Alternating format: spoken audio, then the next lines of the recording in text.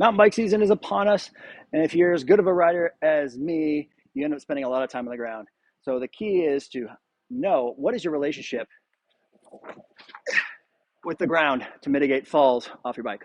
Now, I understand that the goal is to stay on your bike, but sometimes certain chaotic situations, all of a sudden you're on your bike and then you're off your bike. For example, last fall, hit some slippery leaves, went headfirst over the bars, went into a straight roll, got up on my feet, walked away. No problem. Didn't even faze me. But I have a good relationship with the ground. I spend a lot of time figuring out how my body feels and maneuvers with the ground. So today's video, I'm going to show you a couple little ground maneuvers so that you get comfortable with being on the ground in case you end up on the ground. So first, we're just going to start with some simple rocking. How does your spine feel on the ground? Can you protect the head if you fall backwards off your bike? You can do some spins to try and create a little bit more of a challenge. Next, kick your legs over top onto your shoulder and create this tri-point position so you can see my head and my neck aren't even touching the ground. So I'm creating this shield with my shoulder and my hand and my leg that I can clear the head. Now this is important to know because if you fall off over the handlebars and you can't get your feet down and you have to go with your hands, it's helpful to know what your position is for your hands and your upper body to safely roll out of a potential fall. Once we figure out how to back roll, then we start figuring out how to front roll. So to do this, we'll start in half kneel, and we're going to create this triangle, this tri-point position. I'm going to drop my head underneath my armpit, I'm looking at the back wall here. I'm loading up my front knee, and I'm kicking this leg up and over. Okay?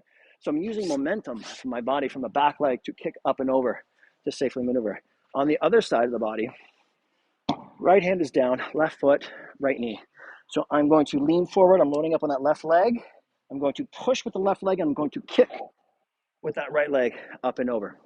So this is important to be comfortable with because in the standing position, we're going to go from a taller or a higher elevation. And if you're not comfortable with the ground position, it's going to be very challenging how to distribute all those forces across your body. Once you master the kneeling position, we go up into standing, same idea. I'm going to lead with my right leg.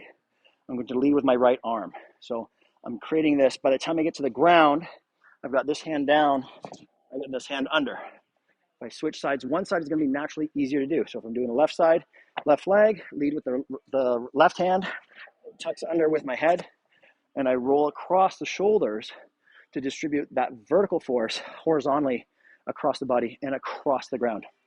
And then as you get comfortable with this, then we start to throw a little bit of a jump and a roll, or then eventually dive roll, because like I said, last season, I had an incident where I just went straight over the handlebars and I was able to safely roll out of that position. It's going to take some time to get used to this, to get comfortable being on the ground, but falls are inevitable. There's no fall avoidance. There's no, I'm going to prevent falls. We have strategies to prevent falls in standing. We got the ankle foot step, but inevitably, if we can't catch ourselves with a step, we need to have a good relationship with the ground so that we can protect the body and distribute forces so we don't cause damage.